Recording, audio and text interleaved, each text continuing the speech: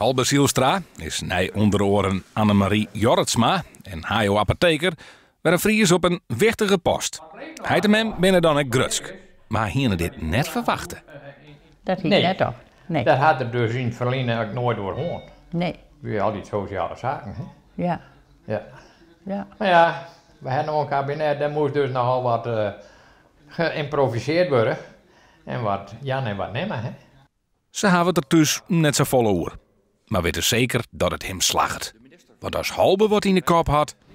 Nou, ik denk, gezien het feit dat er al zo vaak in het buitenland geweest is, en overal in het buitenland, dat zal er hem ook wel maar redden, denk ik. En hij is mondig genoeg. En naar uw mening, hij kunde genoeg, dus wat dat betreft, denk ik dat er hem wel redden zal. Waar stiet er? Wat er staat? Oh, dan mag links, dan naast die rare jurk. Oh ja. Maar de handen gewoon. Ja, Nou, hoe stiet het erbij, vind je?